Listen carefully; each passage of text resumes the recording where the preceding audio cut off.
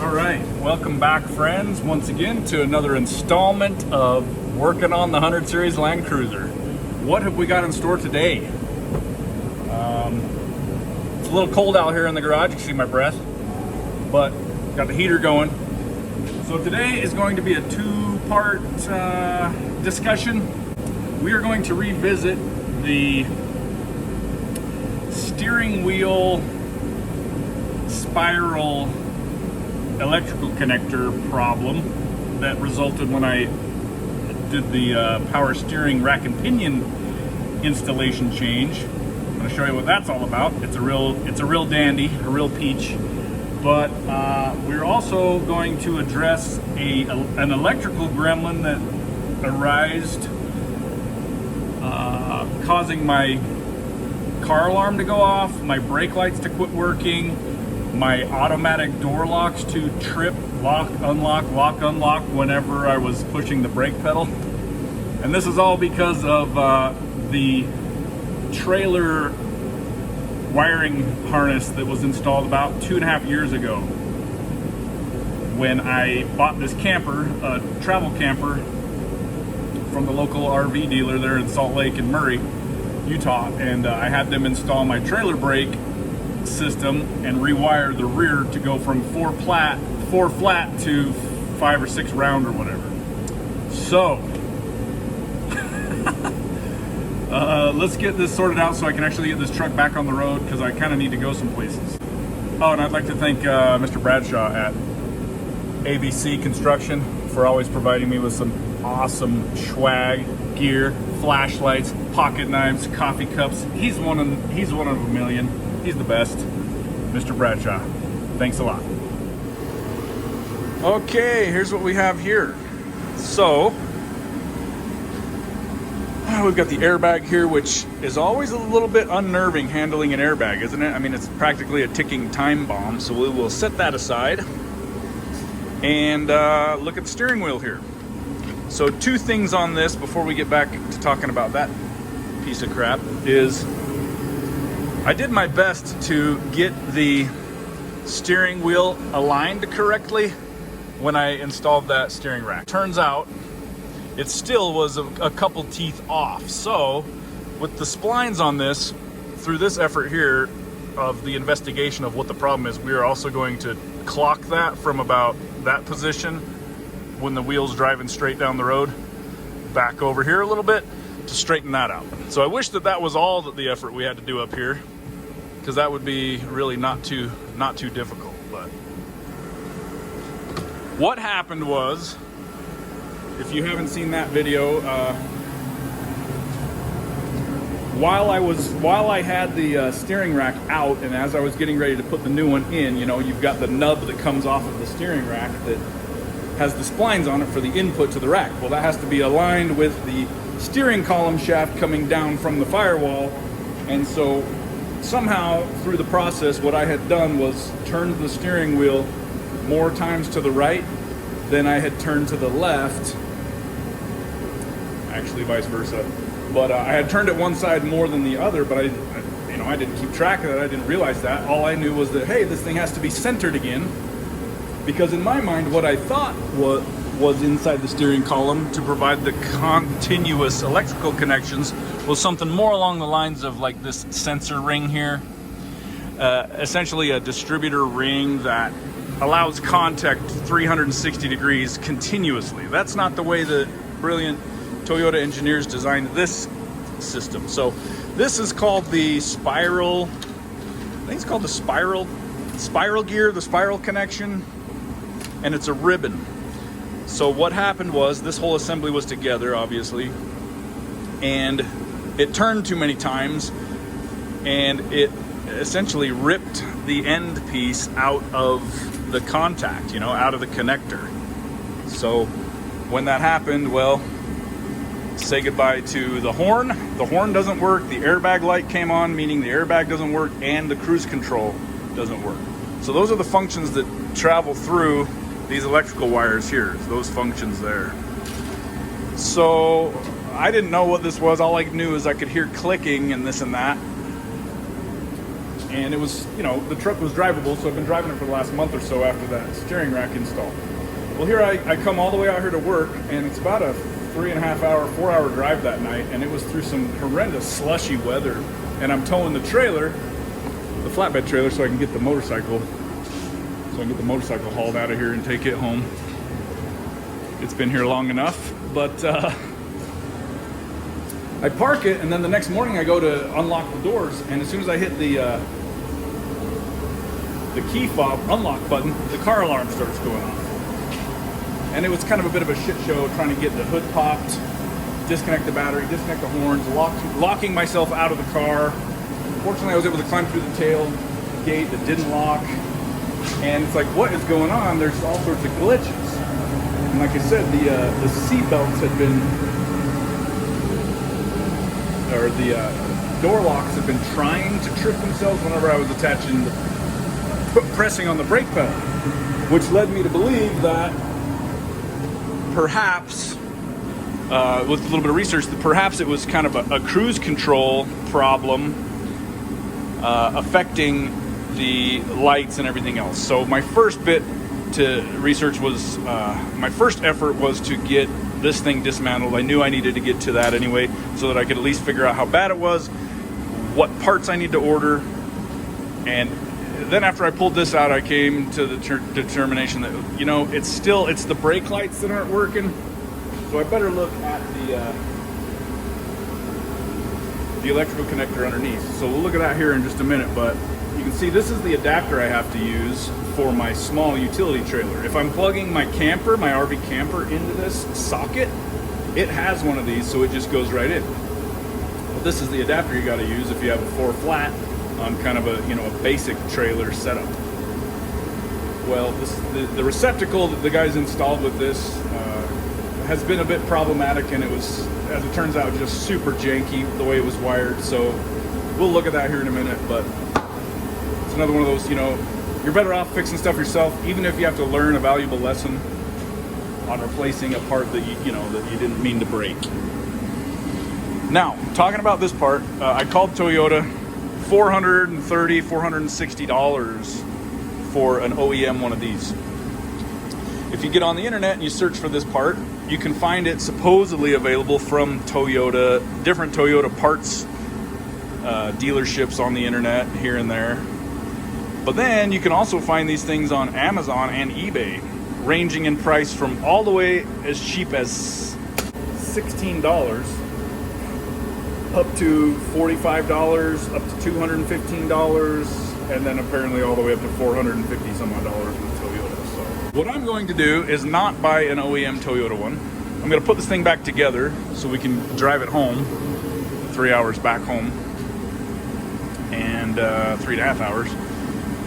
And I will put this part on order. I think I'm going to just do a little bit more research and buy one that has decent reviews for about $45 thereabout, something like that, and then put this son of a bitch back together, and then hopefully we can restore the cruise control and horn functionality.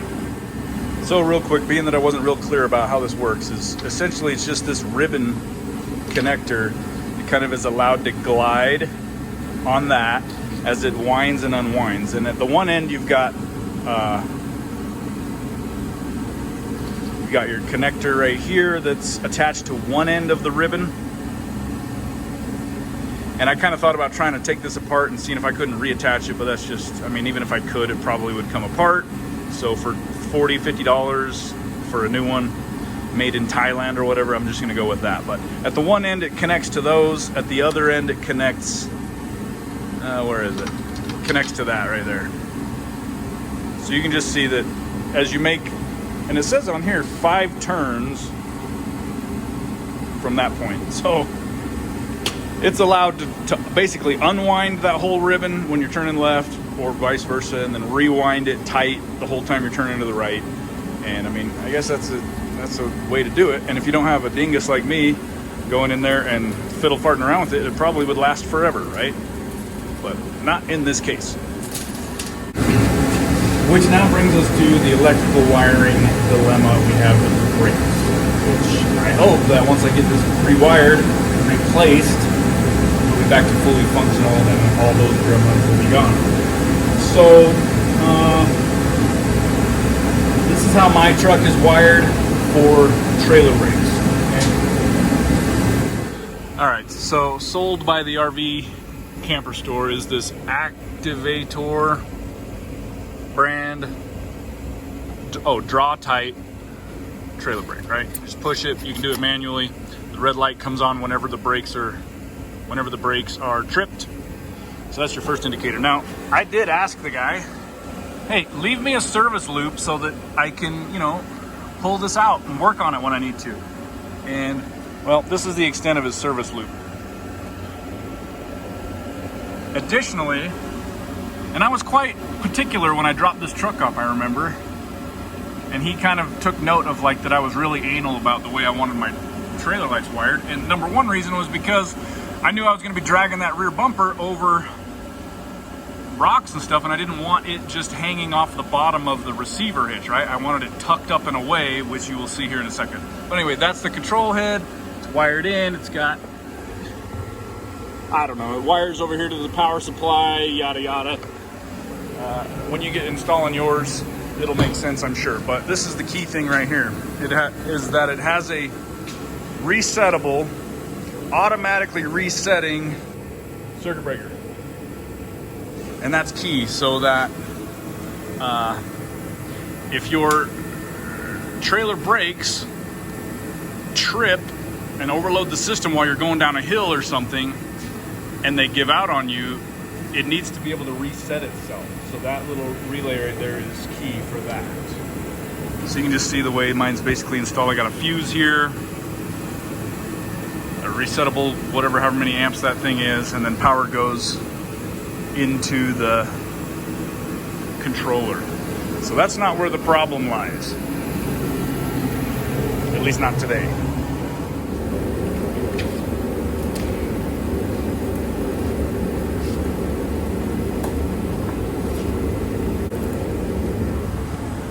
Oh, you can see I've been meaning to hack this off. This is still hanging there. It's embarrassing. It's a mess, I know. It's kind of not been the highest priority because I've been fully intending to replace this entire hitch receiver with a whole new rear bumper, probably from Slee or a couple others.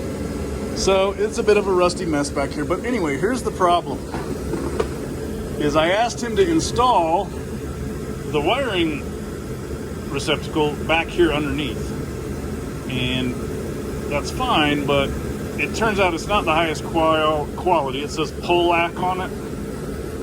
It's probably going to be the best one I can find today down at the Tractor Supply Company, but the little spring failed on it a while ago, and so that started allowing corrosion inside.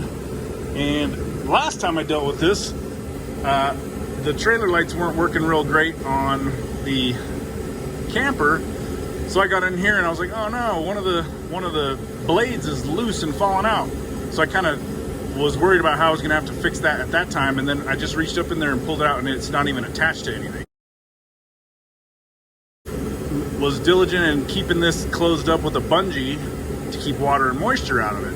Well, on this last trip out, you can see water and moisture got in there because we were just driving on super slushy roads for 4 hours.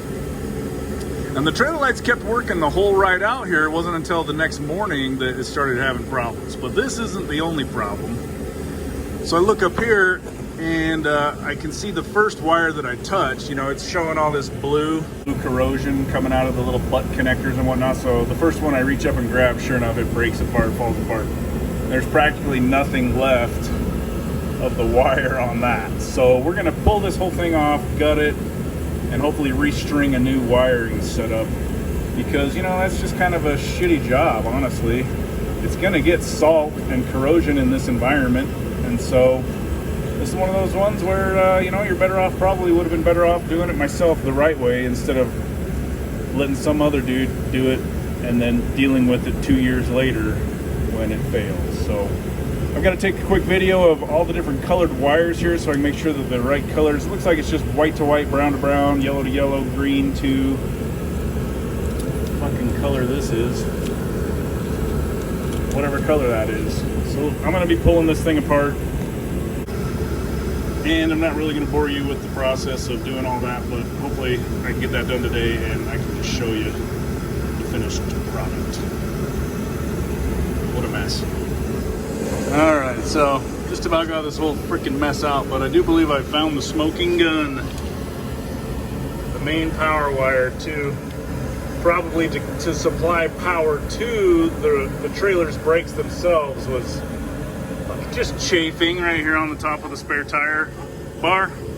Oh, and also with ease just came clean out. Look at that. Just a little tug and that thing came right out. So look at that. Even that wire up there, right where it's past the protection. It looks kind of like he cut that with his razor probably. So, you know, it's just another one of those examples of one thing you can count on for sure is other people to do a shitty fucking job. You know? I mean, at least when I screw shit up, it's like I'm trying my best not to. I'm not just deliberately doing a shoddy job and leaving open wires so they can just be dangling there with no protection, exposed to the elements. It's just a matter of time. And you know, if this had been 10, 15 years down the road, sure. But it's like 2 years later, bro. Oh my God. So, it gives hope that we can get this all fixed up. It's just a matter of a couple more hours today. Okay, just returned back from the store. Unfortunately, it's Sunday, so I'm partially shut down on what I can get done on this today. But look at this horrendous mess. Are you serious? Good grief. And you know, I mean, maybe this is my fault for the orientation. I required it to be set up in where it was more vertical instead of horizontal. But I don't know, water apparently got in there and did its work on that. It's quite impressive, really. It's quite impressive. But yeah, we're gonna have to rewire this whole damn thing. And this time, we're gonna use some silicone to seal up this upper part there, all around here, all around the wires. Gonna make an effort, at least.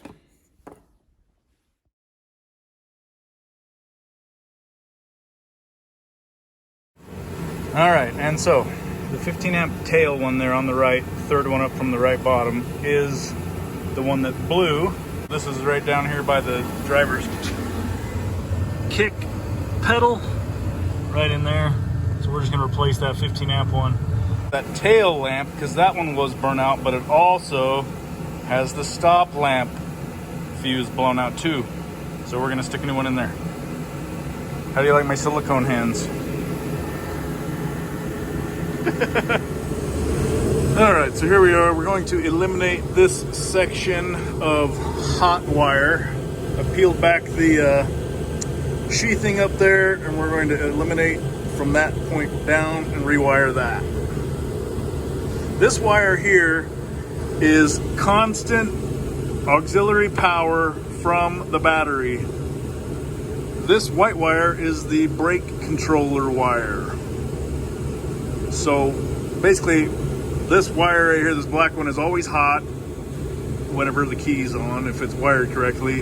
And it's what constantly kind of recharges things inside your camper through the 7-pin connector going to the camper. So like your car batteries, you know, it's got dual voltage batteries in there, whatever else that you might have 12 volt hooked up. This is the aux power. So it was the biggest mess that had been corroded and grounding out for a long time there, even inside the plug, even before this part rubbed through. So we'll get a new one on there, and that's where we're basically starting the rewire from here. Here we are with a heat shrink soldering connector that will be waterproof. Stick this new red wire in there and join the two. All right, we're gonna put some grease, which came with the new connector, in and around all of these connection screws. Got all these nice little guys heat shrink connected. All these connectors heat shrinked up, nice and waterproof, at least up till this point.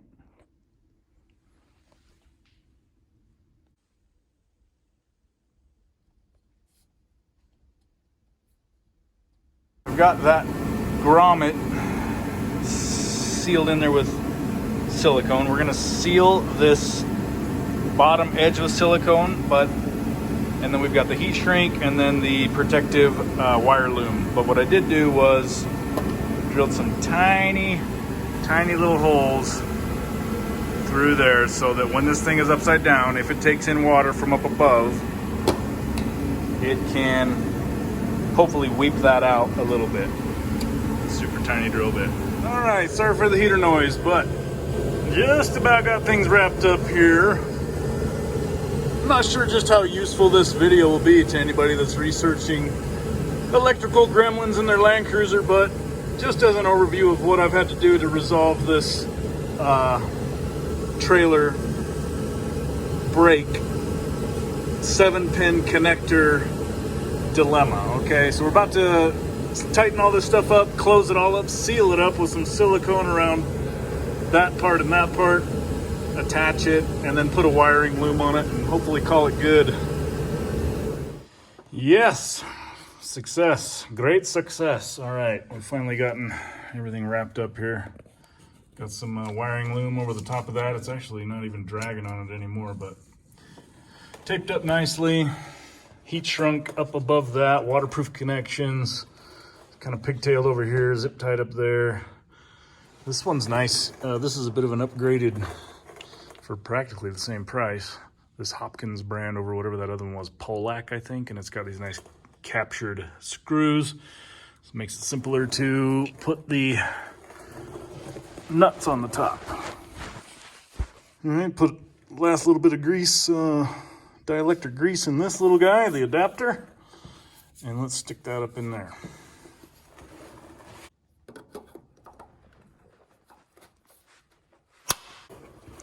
Yeah, I mean, obviously, it's a heck of a lot better connection when this thing can be mounted up to the back or something like up here. And maybe I should have gone to the effort of changing that all around. But again, hopefully this thing will only be on here a while longer, another year or two before we got a whole new rear bumper that type of unit will be incorporated into. But there you have it. Brake lights work, tail lights work, everything's restored. And it only took me about half a day to get this done. That's a wrap. We'll see you on the next one. Good, trailer brake's working too.